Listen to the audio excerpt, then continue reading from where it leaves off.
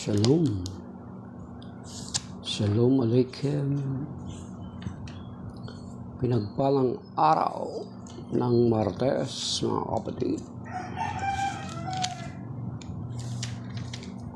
Our Catholic Daily Gospel reading is taken from the Gospel according to St. Matthew chapter 18, verses 1 to 5, then verse 10, and then 12 to 14. Glory to you, Lord. At that time, the disciples approached Jesus and said, "Who is the greatest in the kingdom of heaven?" He called the child over, placed it in their midst, and said, "Amen, I say to you, unless you turn and become like children, you will not enter the kingdom of heaven." He called the child out. Whoever humbles himself like this child is the greatest in the kingdom of heaven.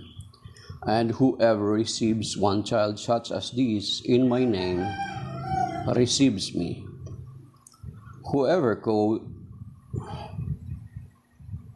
And then verse 10, "See that you do not despise one of these little ones, for I say to you that their angels in heaven always look upon the face of my heavenly Father." And then verse 12, "What is your opinion? If a man has 100 sheep, one of them goes astray, will he not leave the 99 in the hills and go in search of the stray? And if he finds it, amen, I say to you, he rejoices more over it than over the 99 that did not stray. In just the same way, it is not the will of your heavenly Father that one of these little ones be lost." The Gospel of the Lord. Glory to you, Lord Jesus Christ. Praise to you, Lord Jesus Christ. So, shalom mga kapatid.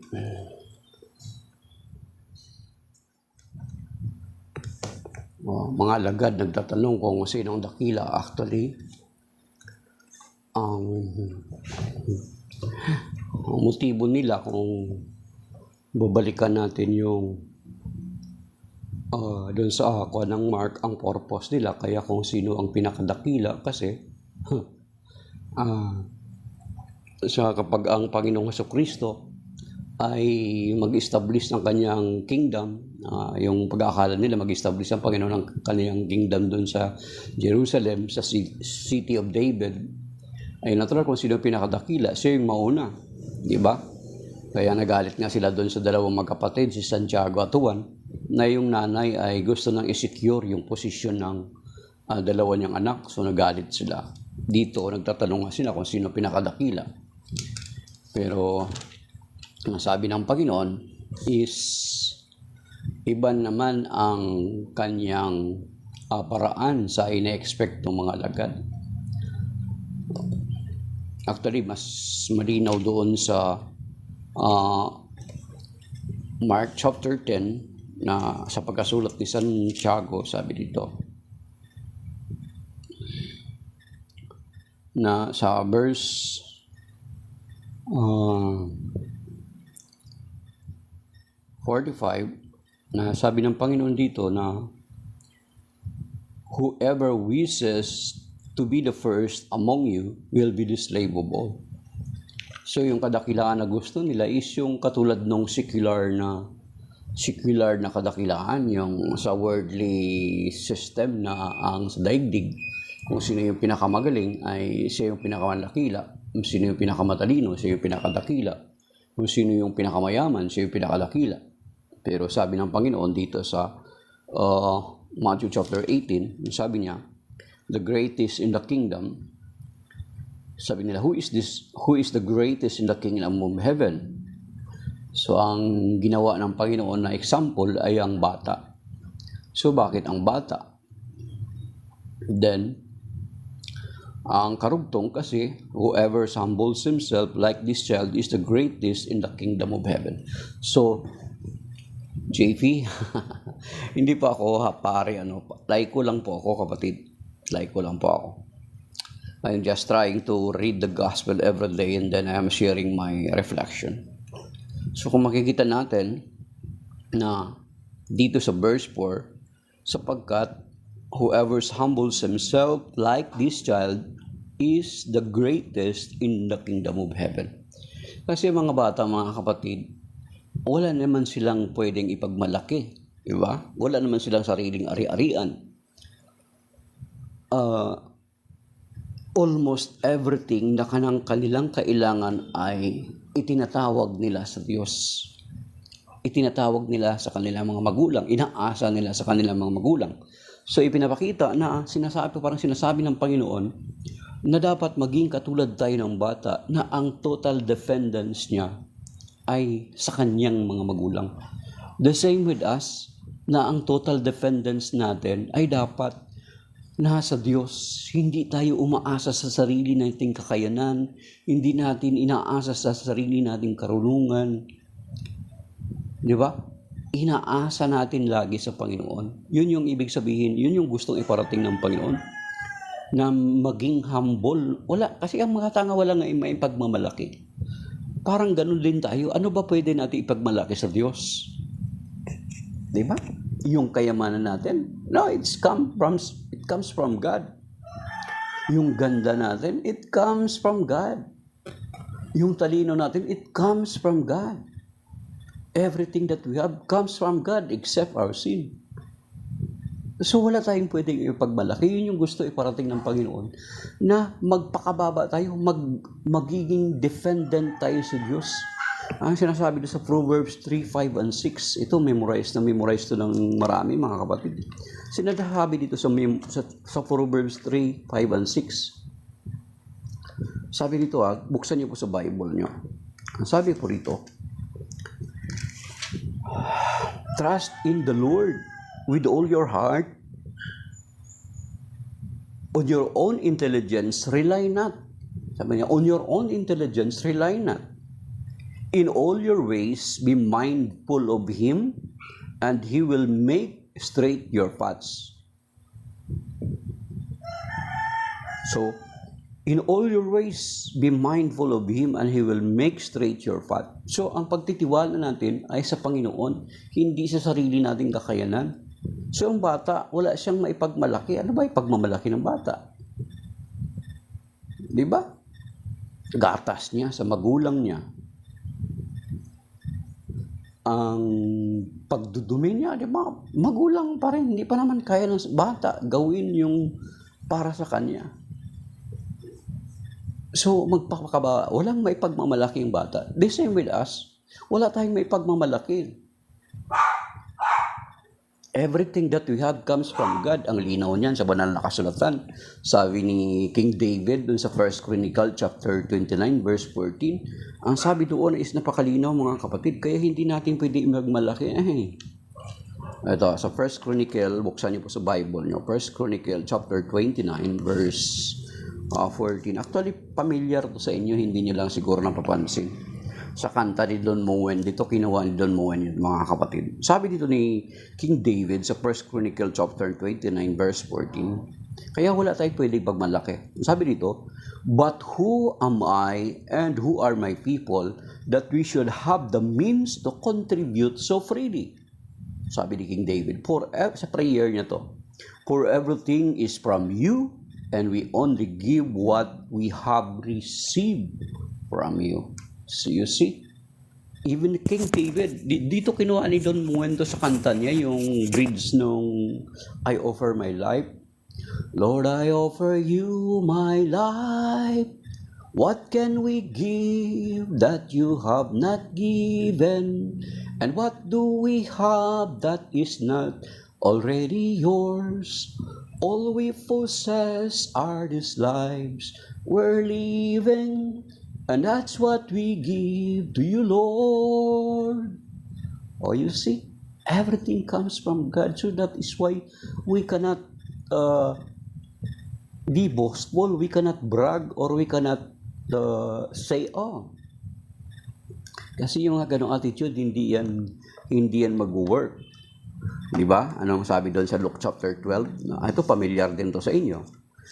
Narinig natin ito palagi. Sabi dito sa Luke chapter 12, yung mayamang hangal. Actually, ang title niya is Mayamang Hangal. Parable of the rich fool. Dito, sabi niya, then he told them a parable. Luke chapter 12 verse 16, mga kapatid, sundan niyo sa Bible. Then he told them a parable. There was a rich man whose land produced a bountiful harvest. He asked himself, what shall I do? For I do not have space to store my harvest. Wala na siyang lugar. No? Sana pinamigay na lang sa atin. And he said, this is what I shall do. I shall tear down my barns. Yun, sisiraan niya yung kanyang bodega. And build larger ones. There I shall store all my grain and other goods. And I shall say to myself, now as for you, you have so many good things stored up for many years. Rest, eat, drink, be merry. Ba, para itong katulad dito sa malimit natin nakikita na mga t-shirt na nakalagay. Eat, sleep, ride, repeat. Parang ganun, di ba? So, sabi dito, and I shall say to myself, now as for you, you have so many good things stored up for many years. Rest, eat, drink, be merry. But God said to him, you fool, this night your life will be demanded of you, and the things you have prepared, to whom will they belong? Diba? So, wala. Hindi natin pwede ipagmamalaki the things that we have, kahit yung kagandahan mo, na nagmamakataas ka dahil sa maganda ka, pugi ka sa iba eh. Natisod ka lang, wala na yan. Diba? Mga kapatid. So, that is why, sabi ng Panginoon na maging katulad tayo ng isang bata na ang dependence niya ay sa kanyang mga magulang. Kaya sinasabi doon sa sinasabi din doon sa Zechariah chapter 4 verse 6, sabi doon sa King James Version, sabi niya, not by might nor by power but by my spirit saith the Lord of hosts. Meron pang sa book of Psalms, sabi dito, hanapin natin. Some boast in chariots, some boast in horses, but we will boast in the name of the Lord. Sabi dito. Hanapin natin mga kapatid. Para mabasahin natin sa book of Psalms. Okay. Sa Psalm 20 verse 7. Sabi dito, sa Psalm 20 verse 7, buksan niyo po sa Bible niyo. Okay, sabi dito, sa verse 8, some rely on chariots, others on horses, but we on the name of the Lord our God. Ngunit kami ay sa Panginoong Diyos nagtitiwala. So, kung ang pagtitiwala natin ay hindi tayo pwede magmalaki, hindi tayo pwede magmayabang. So, yun yung sa paningin ng Panginoon, yun yung dakila. Kasi ang buong pagtitiwala natin ay nakalagak sa Panginoon. Ayan mga kapatid, kahit dun sa, yun yung sinasabi kanina, di ba, sa Proverbs 3:5 and 6, basahin niyo po, balikan niyo po doon. Then sinabi pa doon sa Luke chapter 14 verse 11, di ba, sabi ng Panginoon, sapagkat ang nagpakababa ay itataas at ang nagpapakataas ay ibababa. And then doon sa Proverbs chapter 16 verse 18, pride goeth before destruction, sabi sa King James. Pero sa New American Bible, dito sa St. Joseph Edition ko na Bible, sabi doon, pride goes before disaster. Wow, mas matindi. Destruction, disaster, antindi nun. So walang kahantungan kung nagmamataas tayo at hindi tayo dakila. Yung mga titulo natin, kung ano ang taglay-taglay natin, ay hindi magpapadakila sa atin sa paningin ng Diyos. Ano ba ang pipiliin natin? Dakila tayo sa paningin ng tao or dakila tayo sa paningin ng Diyos? Ngunit ang kadakilaan nito ay different sa paraan ng sanlibutan, sa paraan ng tao. Ang kadakilaan sa paraan ng Diyos is yung kababaang loob, yung reliance sa Kanya, at hindi reliance sa kung ano meron tayo. Diba? Sa Luke chapter 14 verse 11, ang nagpapakataas ay ibababa at ang nagpapakataas ay ibababa at ang nagpapakababa ay tataas. So, yun yung mga kapatid. Yung sinasabi sa Ebanghelyo ngayon na kung bakit tinawag ng Panginoon ang bata. Of course, we will not magiging katulad tayo ng mga bata.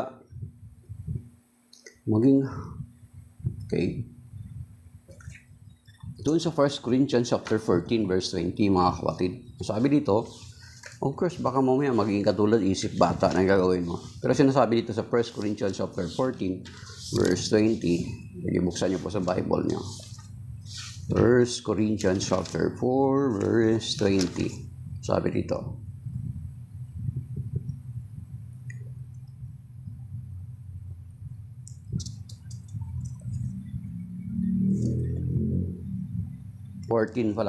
not 4. 1 Corinthians chapter 14 verse 20. Alam na. Yan, 1 Corinthians chapter 14 verse 20. Brothers, stop being childish. Ayun, yung paalala ng Panginoon, hindi tayo magiging childish.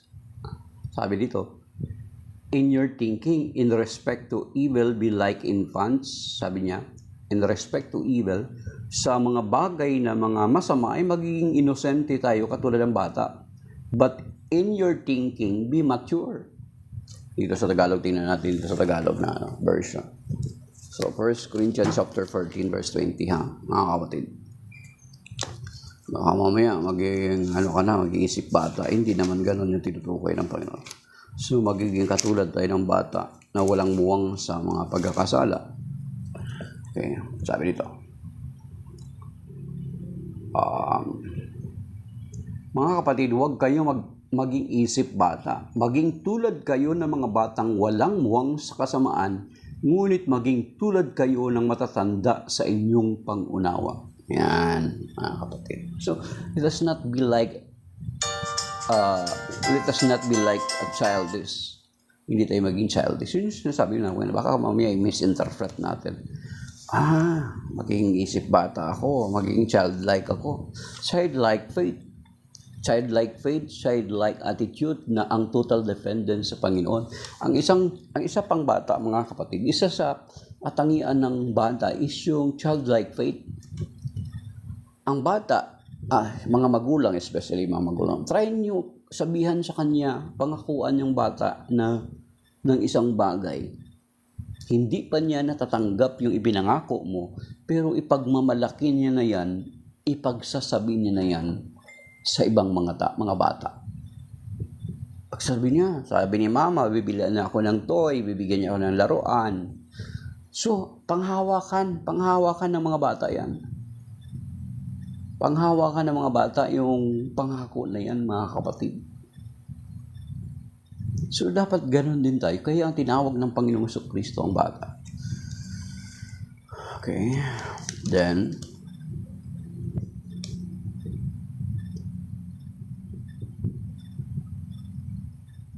so, ang sabi niya, see that you do not despise one of these little ones, for I say to you that their angels in heaven always look upon the face of my heavenly Father. Kaya yung mga kamanggagawa natin, kaya yung mga kasamahan natin sa parokya, mga kasamahan natin sa paglilingkod, bilang mga laiko, ay hindi natin pwede disregard itong mga taong mga mabababa, mga taong walang may pagmamalaki. Talagang tahimik lang sila. Di ba? Sinabi naman ng Panginoon yan, yung paraan kung paano natin sila itrato. Ando naman yan sa aklat ni Santiago, ni St. James, sa aklat ni St. James, kung paano natin ituring o i-treat yung ating kapwa mga manggagawa, especially kung hindi tayo magtatrato ng tawag dito, na may pagkikiling dun sa ibang grupo, kasi yun mga magaganda, pugi, may tela, mayaman, doon tayo mag-side. Tapos ini-ignore natin yung mga kapwa natin manggagawa na parang sa tingin natin dusgusin, mabaho, or parang hindi naliligo. Di ba? Meron tayong mga ganong kasamahan. Hindi natin ninineglect. And then, sabi dito, then, ang kasunod is second part to actually, na ang Panginoon, yung mga nawawala, yung tupang nawawala, iwan niyo muna yung 100 at hanapin niyo yung 99 at hanapin niyo yung isang nawawala. Yung mga ganun dito sa kapitbahay namin actually. Merong pastor dito. Pastor. Tagal ko hindi ko nakikita. So, medyo hindi naman talaga kami nag-uusap kasi natural, iba naman silang sekta. Kaso lang kapitbahay ko. Nung nakalipas na araw, of course, tinanong ko yung asawa, saan po si pastor? Andun sa Bicol, sabi yung ganun. At least, di ba, nag-aalala ka na, bakit hindi ko kaya nakikita? Kamusta kaya yon? So, ang Panginoon, karon din sa atin, sa parokya, yung mga kasamahan natin, of course, kung hindi natin lang sila makikita, hindi man natin sila hanapin literally, let us pray for them. That is the very least that we can do. Lord, hindi ko na po nakikita itong kapatid namin, kung ano man po kanyang kalalagayan ay ipuin mo po nawa siya, Panginoon. Patnubayan mo po nawa siya, Panginoon, kung napalayo po siya sa iyo, ay panumbalikin mo po nawa siya sa iyo. Ibalik mo po siya at muli namin siya makasama. Iligtas mo po siya kung ano man po kanyang tinatahak na daan sa kasalukuyan. Mga ganon, that is the very least that we can do. Of course, kung kaya natin hanapin natin kasi ito yung sinasabi ng Panginoon. Ang nawawalang tupa ay hinahanap. Huwag natin tigilan sa prayer. Ipag-pray natin, Lord, ibalik mo po sila. Huwag mo namang hayaan na mapalayo sila sa iyo ng lubusan. So, di ba? 100 sheep, iniwan yung 79. Sabi niya, sa verse 14, dito mga kapatid, dito tayo magtatapos. In just the same way, it is not the will of your heavenly Father that one of these little ones will lost. Hindi nais ng Diyos na mapahamak ang tao. Kaya nga yung attitude ng marami sa atin, or maybe sa inyo o sa atin, nung panahon ng AJK, tuwang-tuwa tayo, dapat lang yun sa kanila. Hindi yun attitude ni Lord. Dapat lang yun sa kanila.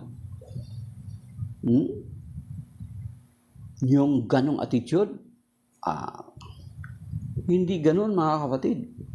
Sapagkat sinasabi dito sa 1 Timothy chapter 2, sabi dito sa verse 14, sabi niya, sa verse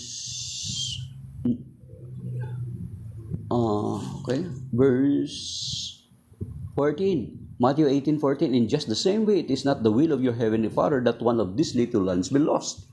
Yan. Sabi dito sa 1 Timothy chapter 2, verse 3 and 4, mga kapatid, ang sabi ng Panginoon, dito sa Biblia, sabi niya, this is good and pleasing to God our Savior, who wishes everyone to be saved and to come to the knowledge of truth. So, hindi natin dapat ikakatuwa, dapat ikakalungkot natin kapag napapalayo sila. Dati din silang nagsisimba, dati natin silang kasamahan. Then, later on, nalaman mo na palayo sila sa Panginoon, ikakalungkot natin yun. Or maging yung dati na mga pinapatay, hindi dapat tayo natutuwa doon, mga kapatid. Sabihin natin, marami sa atin, dapat lang yun sila kasi atik sila, mga ganun. No. Hindi attitude ni Lord yun, mga kapatid. Ano sabi dito sa Ezekiel, hanapin natin doon. Dito mga kapatid, related doon sa 1 Timothy 3 and 4. Ang sabi dito, Ezekiel 33, verse 11 yata yun. Sige nga, paunahan. Tama, Ezekiel 33, verse 11. Ito mga kapatid, para maiwasan na, tama lang yun sa kanya, pinamatay siya kasi ang sama ng ugali niya. So, no. It is not God's attitude. It is not God's character. Ang sabi dito, answer them as sa Ezekiel 33:11, mga kapatid, nabuksan niyo so ayun. Answer them, as I live, says the Lord, I swear, sabi dito, I swear, sinusumpa ko, I take no pleasure in the death of the wicked man.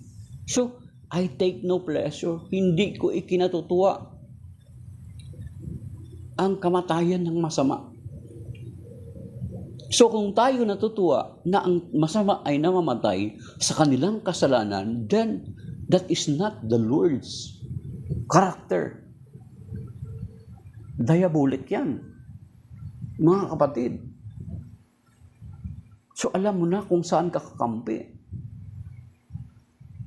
That is why ang Catholic Church, ang simbahan, ang Catholic Church laging kumukontra. Kasi kahit masama sila, di ba? Yung masamang damo at saka yung trigo, nung sasabihin ng mga alagad na bubunutin na nila para hindi na makasisikip at makaagaw ng sustansya sa trigo, di ba? Ano sabi niya? Hayaan muna natin na kapwa tumubo, and then pag-harvest lang, saka na natin iipunin. So, ganun yung chance na ibinibigay ng Panginoon, napakahaba. And then dito, ang linaw, mga kapatid. Kaya, every time na ganun, may mga instances na ganun, at yung attitude natin, natutuwa tayo na may namamatay, dahilan dun sa kanilang kasalanan, namamatay tayo, then that is not God's attitude. That is the attitude of the devil. Bakit tuwang-tuwa ang demonyo na matay yung tao sa kasalanan? Kanina mapupunta? Of course, sa kanya. Kung yung namatay na yun, kamag-anak mo, kapatid mo, matutuwa ka? Di ba hindi? Sabi dito, karugtong, but rather, in the wicked man's conversion, that he may live. Kung di natutuwa siya sa conversion ng isang masamang tao, sa pagbabago ng isang tao. And then sabi niya, turn from your evil ways. Why should you die, O house of Israel? Yan, mga kapatid. So hindi kinatutuwa ng Panginoon na mamamatay tayo sa ating pagkakasala. Maging ning sino mang tao, hindi niya kinatutuwa. Kaya nga dito ang iparabol ngayon ng Matthew 18, na naiwan yung 99 at hanapin yung nawawala. Para mapanumbalik sa kanyang piling. Kaya nga, the least that we can do is, kung hindi naman natin hanapin, is we pray. Ipag-pray natin sila, Lord, yung kasamahan namin, yung kapatid namin, hindi na po namin nakikita sa kasalukuyan, man pong kanyang kalalagayan o anuman pong kanyang kinakaabalahan, Panginoon, abutin mo po nawa siya. Ipuin mo po nawa siya, hayaan mo na ipaalaala sa kanya ang mga salita mong inihasik sa kanyang puso. Diba? Ganun sa prayer natin kung sakaling hindi ba natin sila mahanap literally. So, ganun, mga kapatid. And then, bakit tayo magpakababa? Bakit kinakailangan natin pagpapakababa? Take note, It is because of pride that the devil brought down here on earth. Ibinagsak sila ng Panginoon because of pride. At sabi pa nga, na that our humility, that parang ini-elevate tayo sa level ng mga angel. Yung kababaang loob natin. So of course, hindi rin natin pwede ipagmalaki na meron tayong kababaang loob, or is hindi totoo yun. Humility nga Ang sabi dito sa Philippians chapter 2 verse 5, lalo na tayong mga naglilingkod, lalo na yung mga workers, mga kapatid. Kaya kung until now, nagsiserve ka, pero mataas pa rin yung pride mo, then obviously, you are not, yung attitude mo is not of the Lord.